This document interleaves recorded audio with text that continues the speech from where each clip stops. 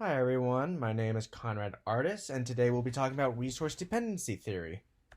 This theory was created by Jeffrey Pfeiffer and Gerald R. Schlenk in the work titled The External Control of Organizations, A Resource Dependence Perspective in 1978.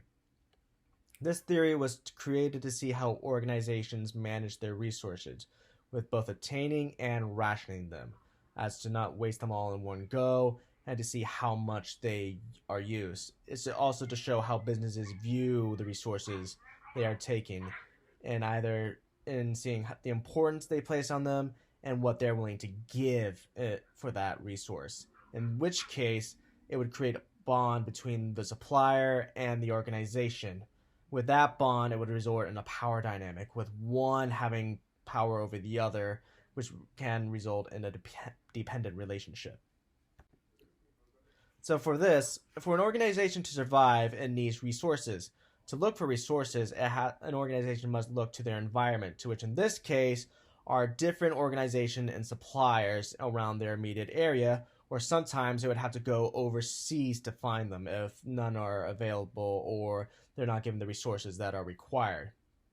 The challenge for them is to find those businesses and to create a bond with them, to show that they are reliable, they are stable, they are worth the bond and partnership to trade resources with, and they're willing to pay for, good for those resources in question that are needed.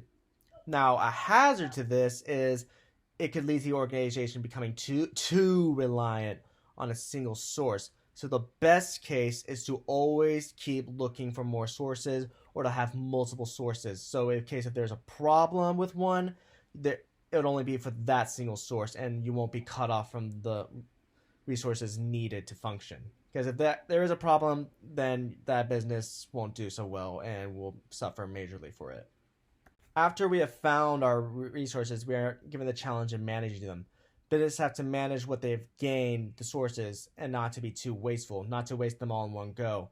As if it is an important resource, then if they run out, then they won't be able to function at all and lead to huge problems for their income and what they're able to produce.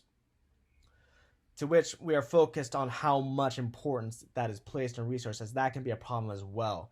If they're too important, then they'll need to be careful how much they are used. To which another opportunity could be to look for more different avenues that could be useful, as in search for different what else could work for them, and that might even be cheaper than the resource they used previously. As another problem that could happen is dealing with competition over, and they both share the same supplier. And one issue could be that supplier choosing the other organization to do business with, in which if they do that, then the other organization will be left to dry out. We now reach relationship dependency, in which when one organization keeps getting the resources from one supplier, it could result in a power dynamic, with perhaps the supplier having more power over the person they're selling to.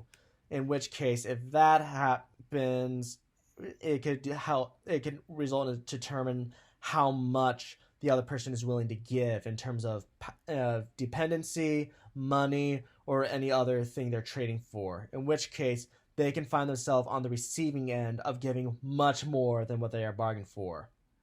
To which, in this case, would have to lead to the organization having to restructure itself in order to come to terms with this relationship, and having to make sure they don't become too relationship on this source, or having to full on end the relationship as a result and try to find another source that can lead to cheaper prices and even more resources for them to give, and so they can have a better functioning partnership.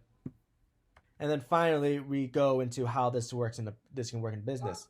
This theory can help show business leaders how to manage the resources and the amount of importance they place on certain items. It would help to show how much they feel on the items as to not waste them, and to even look to other resources that can be beneficial as well. It would help solve a potential supply crisis with helping them look towards their environment. And as we know, environment means different businesses and suppliers that are out there that can help give cheaper products or even cheaper ways to gain resources. And lastly, it helps review the relationships a company may have with their suppliers and the amount of dependency that they have. In which case, they may see the dependency as either worth it, or they may decide to break off the relationship if they're giving too much and try to find another one where they have equal opportunities and better pricing. And these are my references. I hope this helped you all, and have a good day.